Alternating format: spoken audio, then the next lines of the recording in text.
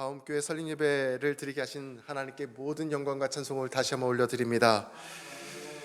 코로나로 인해 어려움이 지속되고 있지만 많은 분들의 사랑과 기도와 후원 속에서 이렇게 성령으로 충만한 설립 예배를 또 교회를 세움받을 수 있음에 너무나 감사를 드립니다. 물심양면으로 마음을 모아서 정말 힘이 닿는 대로 도움을 주신 여러 교회들과 그리고 부모님과 친지분들과 모든 성도님들께 다시 한번 감사를 드립니다. 우리가 인생을 살아가면서 제일 중요한 기준이 되는 게 있어요. 보시는 사진처럼 각자마다 우리 인생 가운데 나에게 제일 중요한 잣대가 다 있다라는 거죠. 자, 그것이 무엇일까요? 저와 여러분에게 지금 가장 표준이 되고 기준이 되는 잣대가 무엇이라 생각이 드십니까? 어떤 사람은요, 해피래요. 행복이 잣대라고 말을 하기도 합니다. 그런데 거꾸로 생각해 보면 이래요. 만약에 행복이 인생의 목표고 행복이 인생의 잣대라면 행복을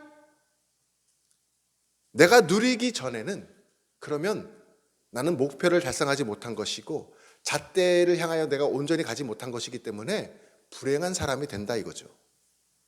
만약에 내가 돈이 인생의 잣대라고 말을 한다면 어떤 사람들을 보면 이래요. 너무나 화목했던 가정 같은데 가족이 유산 상속을 앞두고서는 정말 갑자기 다툼이 일어나고 사분오열되는 것을 우리가 종종 보게 됩니다. 돈 때문에 믿었던 사람들에게 아픈 상처를 겪게 되는 것도 보게 됩니다. 행복과 돈은 인생의 잣대가 될 수가 없습니다. 우리는 코로나 시대에 살아가고 있어요. 정말 명확한 잣대가 없다면 혼란스러움에 빠질 수밖에 없는 시대입니다. 이런 시대에 한국교회 앞에 한 가지 질문이 던져졌어요. 새로운 잣대가 무엇이냐 이거죠. 과연 대면 예배가 오르냐 비대면 예배가 오르냐, 이 질문 앞에 한국교회는 즉시 대답을 하지 못했어요. 여러 가지 갈등이 곳곳에서 일어나는 것을 보게 됩니다. 왜 그럴까요? 명확한 잣대가 없기 때문에 그렇습니다. 잣대가 없는 신앙생활은 혼란스럽습니다. 고난이 찾아오고 어려움이 찾아오기만 하면 마치 갈대가 바람에 막 이리저리 휘날리듯이 휘청거리게 되는 거예요.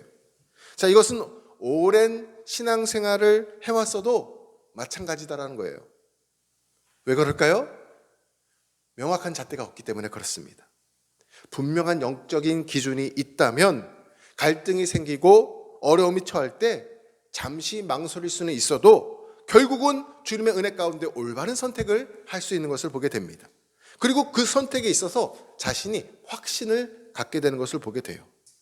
그러므로 우리 바움교회 모든 성도님들은 평생을 살면서 절대로 잃어버려서는 안 되는 그 명확한 잣대를 꼭 소유하시기를 간절히 소망합니다.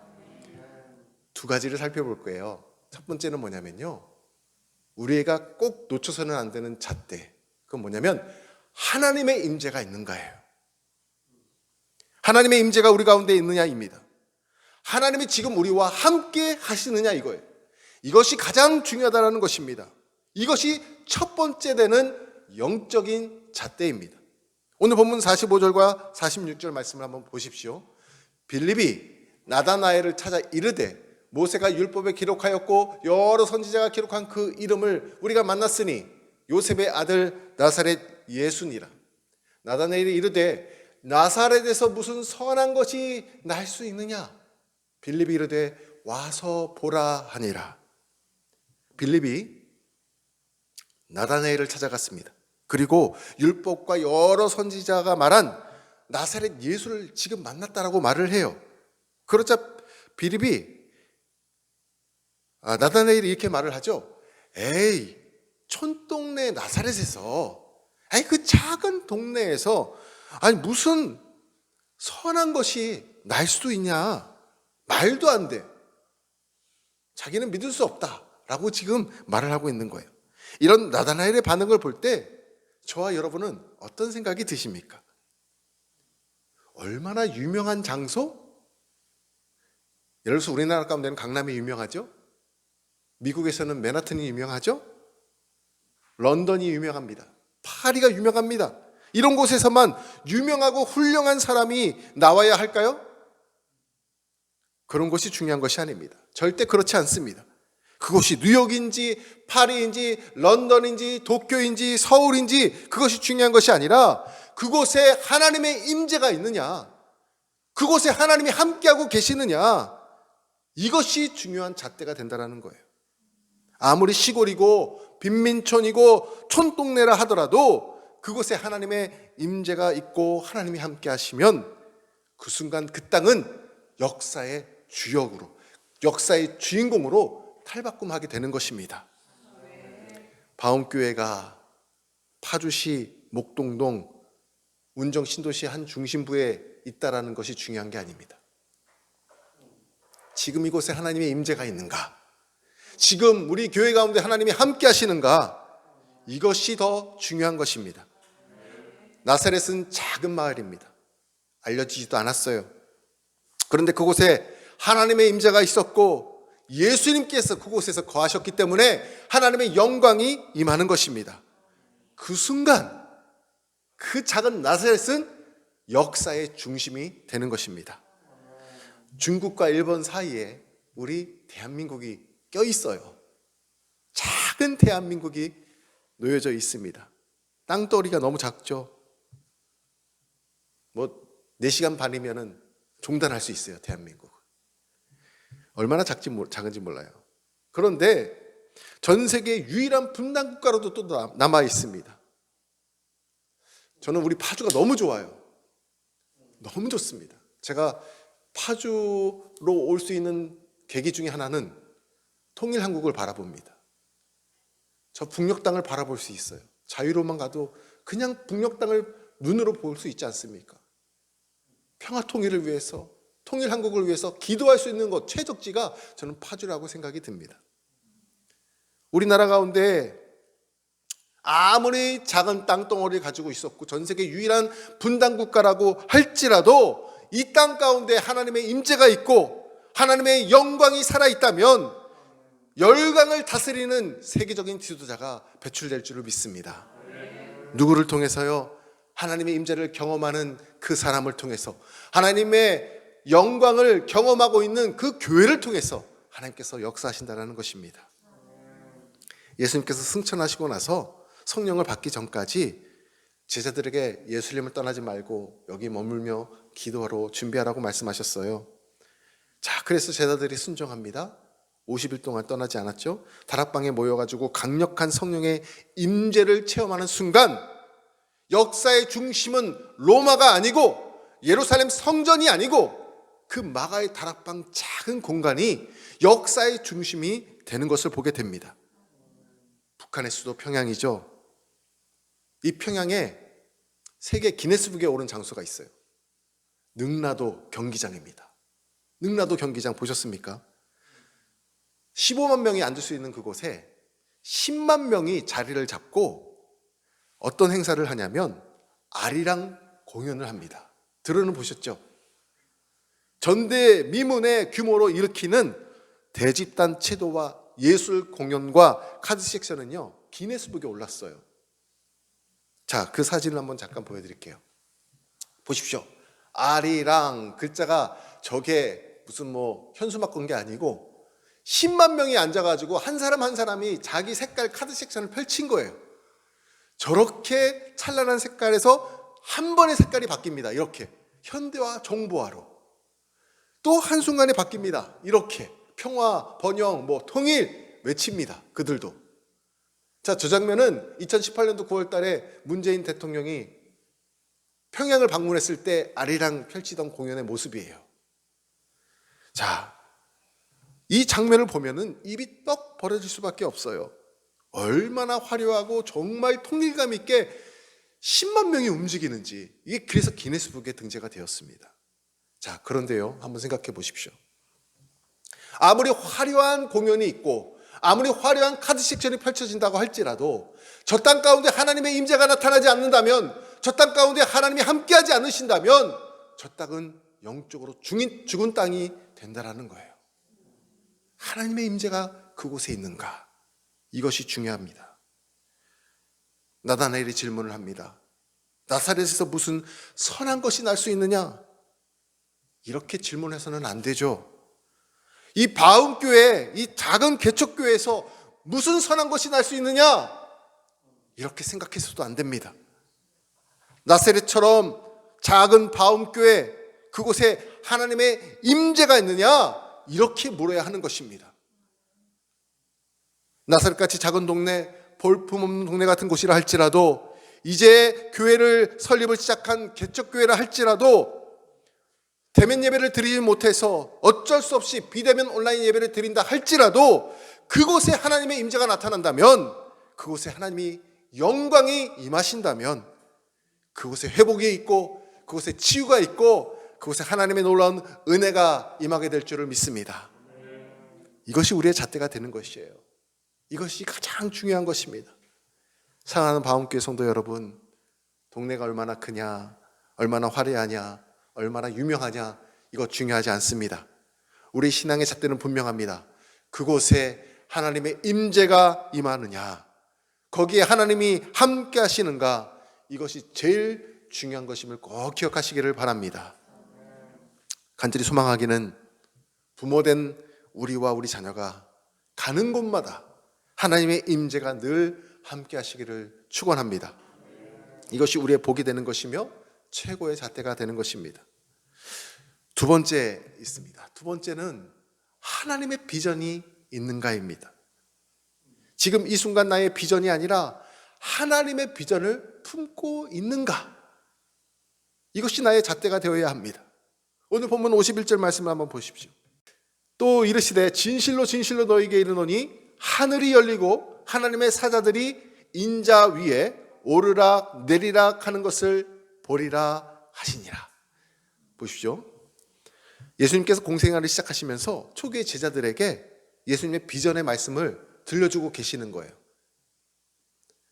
예수님께서 어떻게 하나님 나라를 이루어 가실지를 소개해주고 계시는 장면이에요. 마치 개척교회 막 설립을 시작한 초신자들에게 하나님 나라는 이와 같이 임할 것이다, 이렇게 이루어진다라는 것을 설명하시는데, 그게 무슨 말씀이냐면 하늘이 열리게 될 것이고 인자가 올 것인데 인자 위에 오르락 내리락, 하늘이 열리고 땅 가운데 인자가 오르락 내리락 하는 것을 너희들이 보게 될 것이다 라고 말씀을 하는 거예요.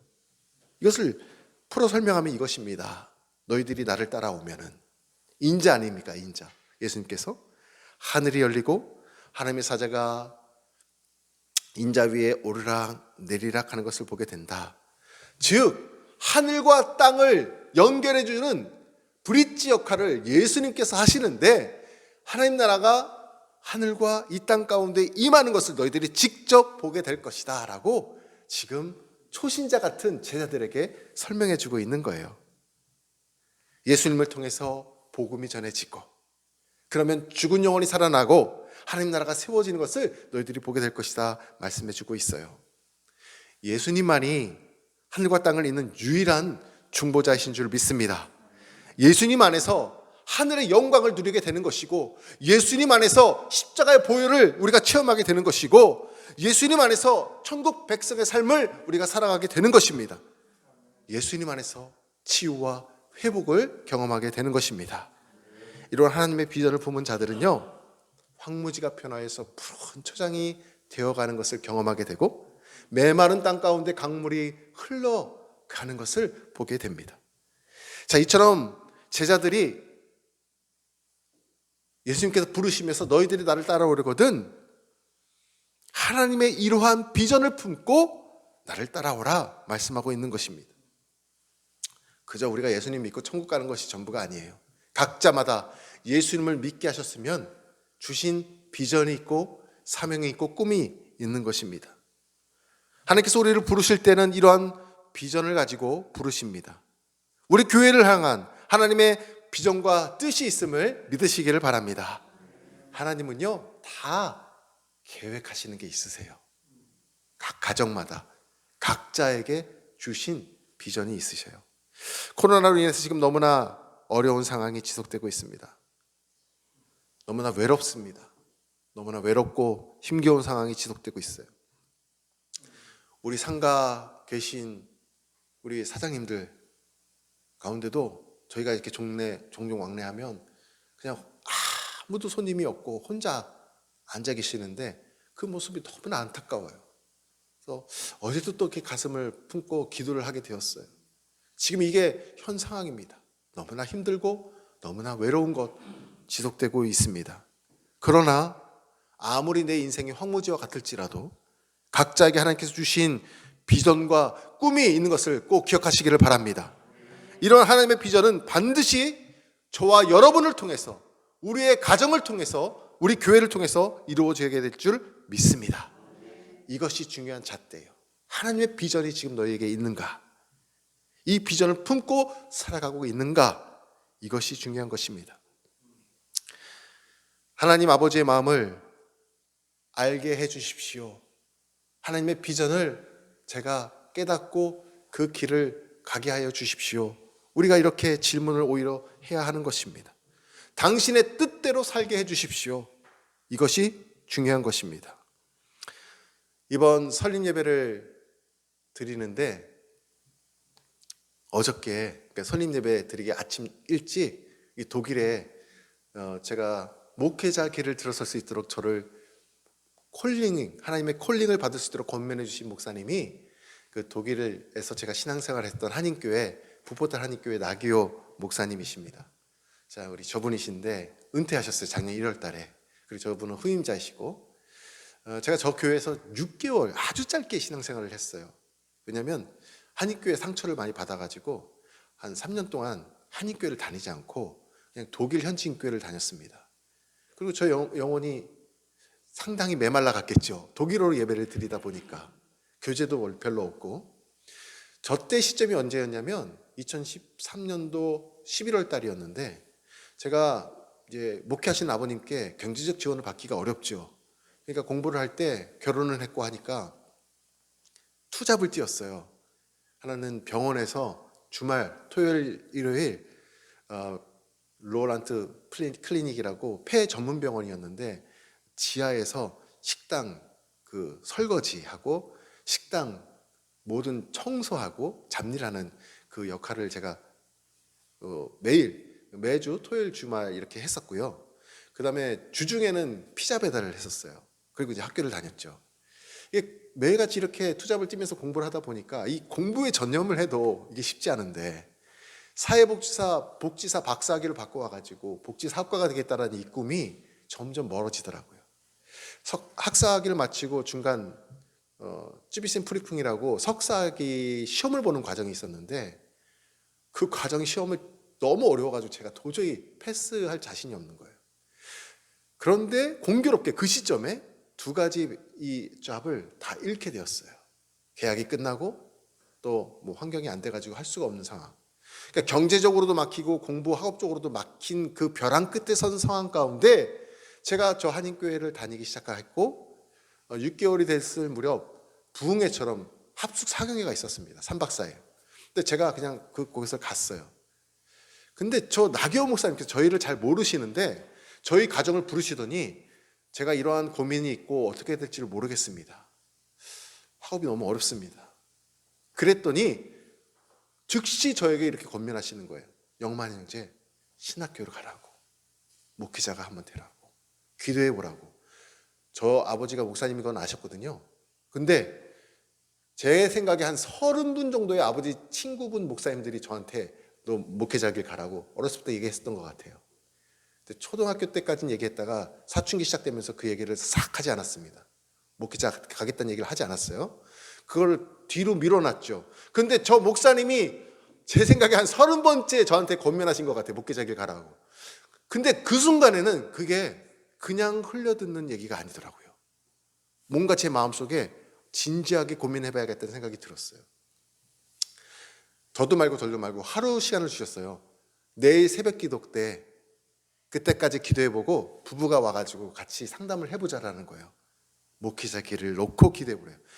그래서 기도를 하는데 새벽까지도 가지 않고 저녁 부흥회 끝나고 나서 제가 청년부 회장하고 안수지 사람들한테 다니면서 제 입으로 얘기하는 거예요. 목회자 길 가게 됐다고.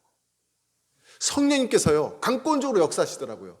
제가 일단 내 말을 내뱉게 하고 번복을 못하게 하시려고 그렇게 싹 역사하시거든요. 새벽기도 이제 나경 목사님 만나서 얘기를 하는데 첫 마디가 그거였어요. 제가 이제 목회자 길 가겠습니다. 그랬더니 첫 마디가 저한테 하시는 말이 아니라 아내에게 이런 말씀을 하셨어요. 한지영 성도님, 자매님, 사모의 길을 걸어갈 수 있겠습니까? 그걸 먼저 물으시더라고요. 근데 아내가 네 라고 순종을 했어요. 그리고 저에게 물으셨어요. 목회자의 길을 걸어갈 수 있겠습니까? 네 라고 순종했어요. 그리고 그날이 토요일이었는데 토요일날 오전이 마지막 폐 예배였는데 너무나 영광스러운 파송 예배를 저희 가정을 위해서 드려주셨어요. 파송 기도와 함께.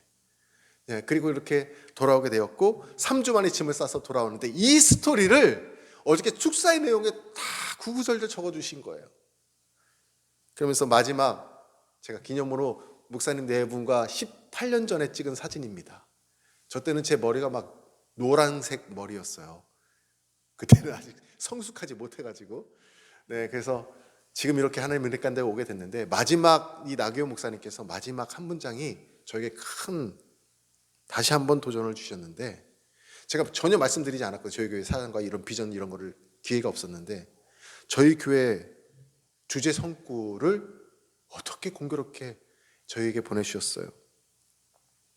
다시 한번 그 말씀 읽어드릴게요. 의인은 종로나무 같이 번성하며 레바논의 백향목과 같이 성장하리로다. 할렐루야. 시편 92편 12절 말씀을 저에게 보내주시면서 영만 형제가 독일에서 공부한 것이 하나님께서 이미 바움교회를 예배해 놓으시고 바움교회를 비전을 품게 하신 것 같다라고 저에게 축복의 메시지를 들려주셨습니다. 이 말씀을 들으니까 정말 그렇구나. 하나님께서 나에게 주신 이 비전이 이미 그때부터 품게 하시고 시작되고 있었구나라고 깨닫게 되었습니다. 사랑하는 바움교회 성도 여러분, 지금 내가 얼마나 큰 고난을 겪고 있는지는 중요하지가 않습니다. 지금 내가 얼마나 큰 아픔을 겪고 있는지도 중요하지 않습니다. 지금 내가 얼마나 초라한지, 지금 내가 얼마나 낮은 자리에 서 있는지도 중요하지 않습니다. 중요한 것은 이것입니다. 하나님의 비전을 내가 지금 품고 있는가? 이것이 중요합니다. 하나님이 주신 비전은 반드시 이루어질 줄을 믿습니다. 우리 하나님은 계획하시고 성취하시는 하나님이십니다. 이런 하나님을 신뢰하시기를 바랍니다. 오늘 신앙의 두 가지 잣대 다시 한번 말씀드립니다. 첫 번째, 크고 멋진 장소가 아니라 하나님의 임재가 임하는가? 화려한 장소가 아니라 하나님의 임재가 지금 거기에 임하는가? 이것이 우리 삶의 선택의 잣대가 되어야 합니다. 두 번째, 지금 상황이 얼마나 절망적인가? 힘든가? 이것이 아니라 하나님의 비전을 지금도 품고 있는가? 이것이 중요한 것입니다. 이 영적인 잣대를 가지고 살아가시기를 소망합니다. 우리 모두 다 종려나무와 같이 레바논의 백향목과 같이 번성하고 성장하는 그러한 가정 우리 바움교회가 되시기를 주님의 이름으로 축복합니다. 기도하겠습니다.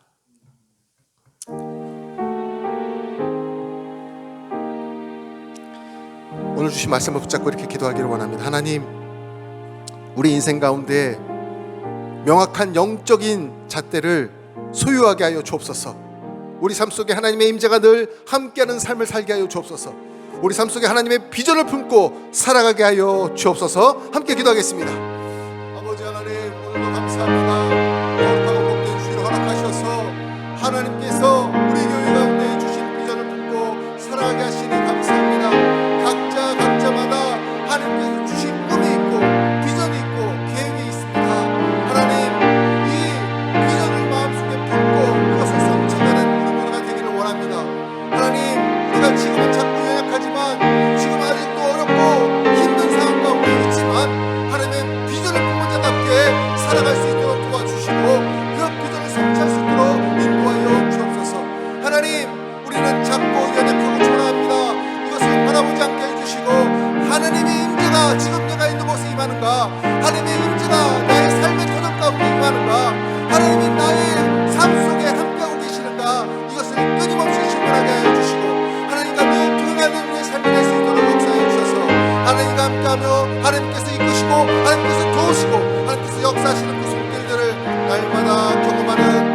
화엄교회 모든 성도님들 교회가 될 수 있도록 축복하여 주옵소서.